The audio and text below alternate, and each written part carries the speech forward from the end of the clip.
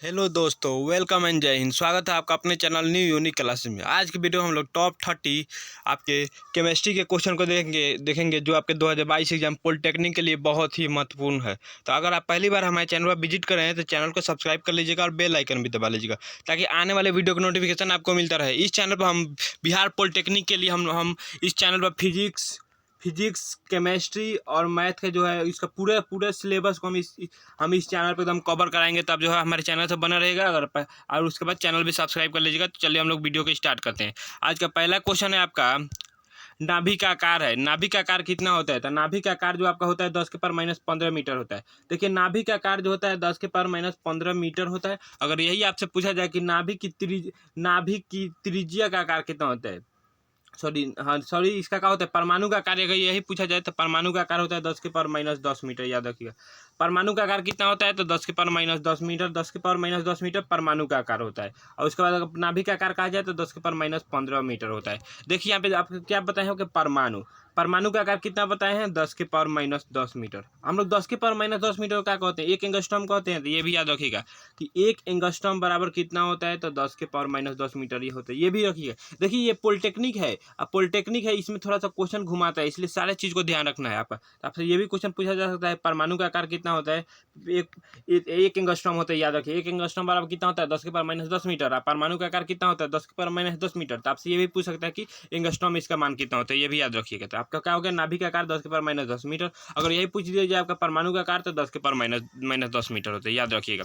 अगला क्वेश्चन देखते हैं। अगला क्वेश्चन है आपका, डैश गैस विकसित होती है जब जिंक जो है हाइड्रोक्लोरिक एसिड के साथ जो अभिक्रिया करते हैं। कहने का मतलब है कि देखिए जिंक जो है अब हाइड्रोक्लोरिक अम्ल, मतलब हाइड्रोक्लोरिक अम्ल का फॉर्मूला क्या होता है, HCl के साथ अभिक्रिया करेगा तो कौन सा गैस उत्पन्न होगा, तो आपकी जो है ना, कौन सा गैस उत्पन्न होता है, तो आपको जो है हाइड्रोजन गैस उत्पन्न होता है। आपका हाइड्रोजन गैस उत्पन्न होता है। कैसे, देखिए आप हाइड्रोजन, देखिए HCl अभिक्रिया करेगा, जिंक से अभिक्रिया करेगा तो क्या बनेगा आपका ZnCl प्लस में हाइड्रोजन बाहर निकल जाता है, वही होता है आपका हाइड्रोजन उत्पन्न होता है। आपका ऑप्शन में इसका C हो जाएगा।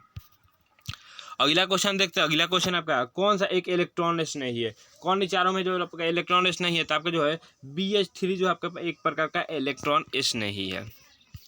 अगला क्वेश्चन देखते हैं। अगला क्वेश्चन है आपका, अगला क्वेश्चन अभिक्रिया जो दिया गया CH2 मतलब CH2 डबल बॉन्ड CH2 अभिक्रिया करता है HOCl की उपस्थिति में M प्लस में R मतलब बनाता है। फिर CH2 अब OH ethanol plus methanol plus में मिथेनॉल बनाता है। तो इसमें M और R का मान क्या होगा, इसमें M और R का होगा, तो इसका M और R का मान होगा CH2। देखिए ऐसा क्वेश्चन, इतना हार्ड क्वेश्चन आपके एग्जाम में नहीं आएगा, लेकिन आता है थोड़ा घुमाने वाला न्यूमेरिकल टाइप ये, लेकिन ऐसा नहीं आता। लेकिन इसका आंसर याद रख लीजिए, CH2Cl मिलाकर अभिक्रिया कर CH2OH, फिर जलीय विलयन में NaCO3 यहाँ पे देखिए आपका लास्ट में डिक्शन क्या मिला, NaCO3 मतलब सोडियम बाइकार्बोनेट। याद रखिएगा आपका ऑप्शन में इसका क्या हो जाएगा, ए हो जाएगा। अगला क्वेश्चन देखते हैं। अगला क्वेश्चन आपका, यौगिक CH3 अभिक्रिया करके CH कार्बन से अभिक्रिया करके CH3 प्लस में CH3 अभिक्रिया करके क्षारीय विलयन का बनाते हैं। इसमें क्षारीय विलयन के साथ में कराने पर क्रिया कैसे होगी, तो आपको होगी CH3OCH3। आपका ऑप्शन में इसका बी हो जाएगा।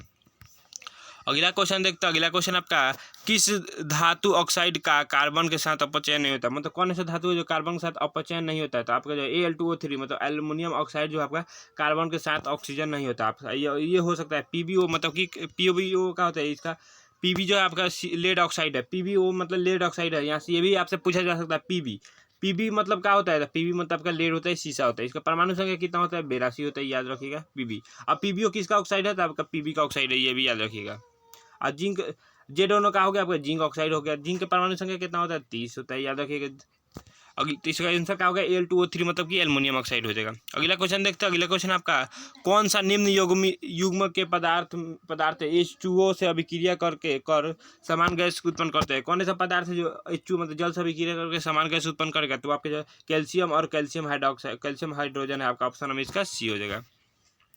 अगला क्वेश्चन देखते हैं। अगला क्वेश्चन आपका, कौन सी धातु शीतल तनु HNO3 मतलब नाइट्रिक अम्ल के साथ अभिक्रिया कर हाइड्रोजन गैस मुक्त करती है, तो देखिए आपका मैग्नीशियम जो उत्पन्न करती है। देखिए इसके बारे में हम थोड़ा सा और जानकारी प्राप्त कर लेते हैं। आपका दिया है मैग्नीशियम हो गया, इस आंसर तो हो गया मैग्नीशियम। कौन ऐसी धातु है जो शीतल तनु HNO3 के साथ अभिक्रिया करके हाइड्रोजन उत्पन्न करती है, तो मैग्नीशियम हो गया। अब देखिए यहाँ से Fe मतलब क्या होता है, तो Fe जो आपका दिया ऑप्शन में Fe मतलब होता है आपका क्या होता है, तो लोहा होता है। अब यहाँ से ये भी पूछा जा सकता है आपका इसका परमाणु संख्या कितना होता है, लोहा का परमाणु संख्या 26 होता है। देखिए अब एग्जाम है, कुछ भी पूछा जा सकता है, ऐसा ऐसा क्वेश्चन क्वेश्चन पूछा जाता है, पिछले बार पूछा गया था। और मैग्नीशियम है, मैग्नीशियम की परमाणु संख्या कितनी होती है? 12 होती है। इसका इलेक्ट्रॉनिक विन्यास भी पूछा जा सकता है। तो मान लो मैग्नीशियम को पूछ दिया कि 12 सेल में कितने इलेक्ट्रॉन होंगे, तो क्या करेगा? इलेक्ट्रॉनिक विन्यास पहले में 2, फिर 8 और फिर उसके बाद क्या बचा है? 2, तो 2 हो गया, अंतिम में कितना हो गया? 2 हो गया। बस ये भी पूछ सकता है। तो इसका परमाणु संख्या कितना हो गया? 12 हो गया। एल्युमिनियम का परमाणु संख्या कितना होता है? 13 होता है। कॉपर का परमाणु संख्या कितना होता है? 29 होता है। याद रखिएगा, ऐसे क्वेश्चन पूछा जाता है।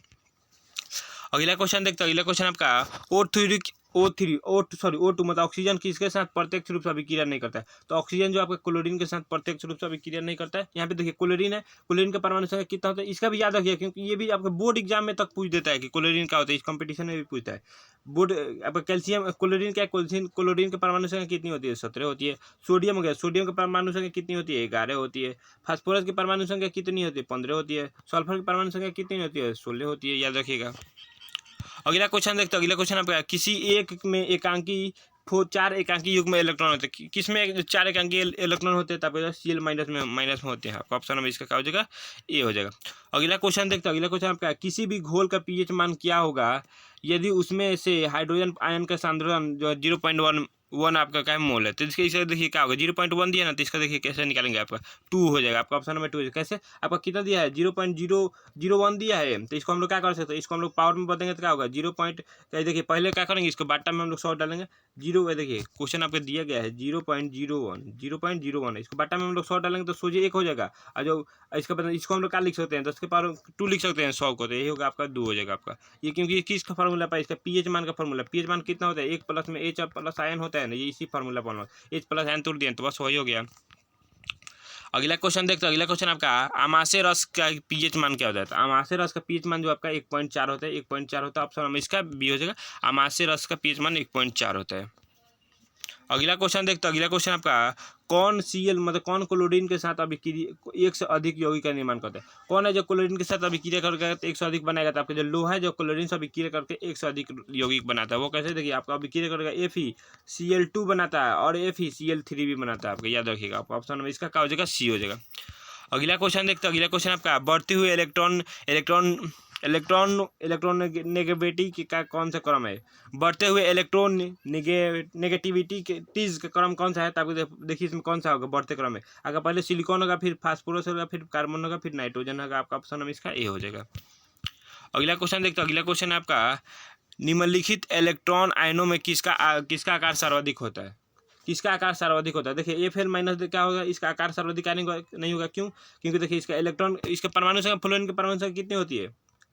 ऑक्सीजन फ्लोरीन की परमाणु संख्या कितनी होती है? ऑलरेडी 9 होती है। एक इलेक्ट्रॉन ग्रहण किया है तो 10 हो गया।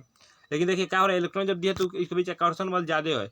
ये इसका कितना होता है? तो इसका भी 7 होता है, 10 हो जाएगा। इसका क्या 8 होता है, 2 ले लेगा 10 होगा। लेकिन देखिए यहाँ पे 11 होता है, 1 दे देगा तो क्या होगा? 10 होगा। लेकिन इसका जो है ना सर्वाधिक इलेक्ट्रॉन आयन सबसे अधिक होगा। क्या है भाई? इलेक्ट्रॉन जो है इसको किसी को दिया है, तो यही होगा आपका ऑप्शन में इसका डी हो जाएगा। प्लस है इसलिए दिया है किसी को। अगला क्वेश्चन देखते हैं। अगला क्वेश्चन आपका किसका परिष्करण सिल्वर ग्लास किया जाता है? किसका परिष्करण जो आपका सिल्वर ग्लास किया जाता है? तो आपका सिल्वर का परिष्करण सिल्वर ग्लास किया जाता है। Ag मतलब सिल्वर। Ag मतलब क्या होगा? सिल्वर मतलब Ag मतलब हम लोग सिल्वर करते हैं। सिल्वर मतलब का चांदी हो गया। अब इसका परमाणु संख्या भी पूछा जा सकता है। सिल्वर का परमाणु संख्या कितना होता है? 47 होता है। अब की बार एग्जाम में देखिए आ सकता है कि सिल्वर का परमाणु संख्या कितना होता है? इसका संकेत क्या होता है? Ag होती है। याद रखिएगा। अगला क्वेश्चन देखते हैं। अगला क्वेश्चन आपका साबुन मृदु साबुन लौन है। मृदु साबुन लौन कौन सा है? तो आपको जो पोटेशियम जो मृदु साबुन लौन है पोटेशियम। ऑप्शन में भी के से पर पोटेशियम का संकेत क्या होता है? के होता है। इसका परमाणु संख्या पूछा जा सकता है। कौन सा होना है? सब बेसिक नॉलेज है, ये आपको पता होना ही चाहिए। ठीक है।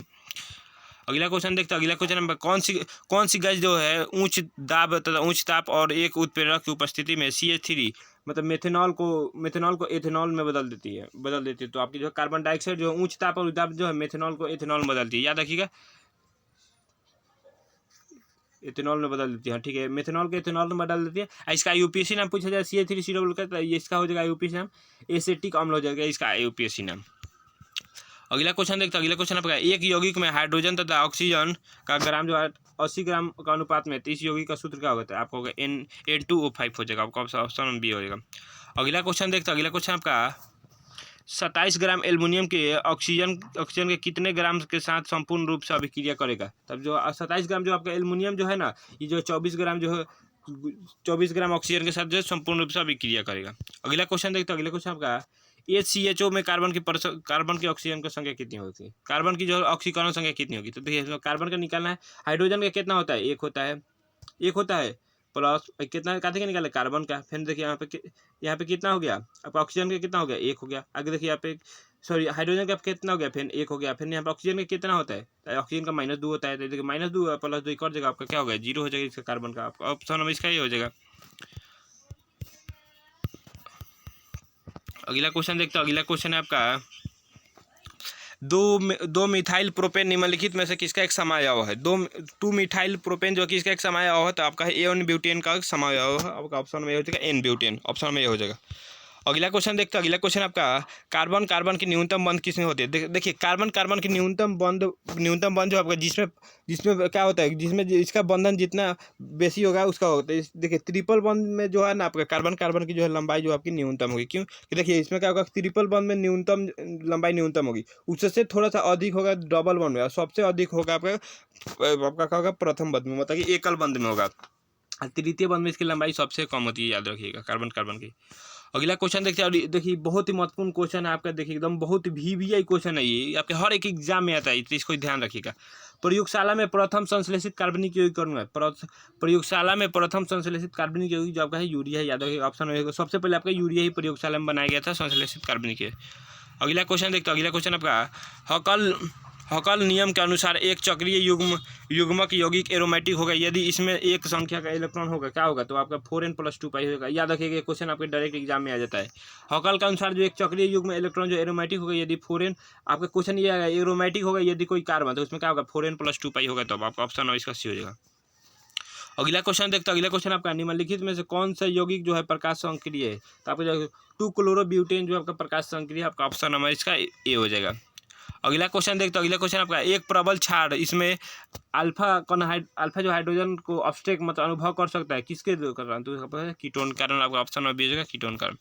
अगला क्वेश्चन देखते हैं। अगला क्वेश्चन आप CH4 में सिग्मा बॉन्डों की संख्या कितनी होती है। CH4 में सिग्मा बॉन्डों की संख्या कितनी होती है, 4 होती है। देखिए कैसे कार्बन का एक है, इसमें कई हाइड्रोजन जुड़ा है, 4 को जुड़ा है, 4 को जोड़ दीजिए, 4 को जुड़ा है। तो देखिए जहाँ पे सिंगल बॉन्ड जुड़ा रहता है ना, उसमें सारे सिंगल बॉन्ड मतलब सिग्मा ही बॉन्ड होते हैं। तो एगो सिंगल मतलब एगो हाइड्रोजन 2 को 3 को 4 को से जुड़ा है, तो वही आपका हो गया 4 को सिग्मा बॉन्ड हो गया। तो कैसा लगा वीडियो में कमेंट में जरूर बताएं। और अगर पहली बार हमारे चैनल पर विजिट करें, चैनल को सब्सक्राइब कर लीजिए। इस चैनल पर हम बिहार आपके पॉलिटेक्निक के साथ हम NDA की भी तैयारी कराएंगे, तो इस चैनल से जुड़े रहिएगा। धन्यवाद।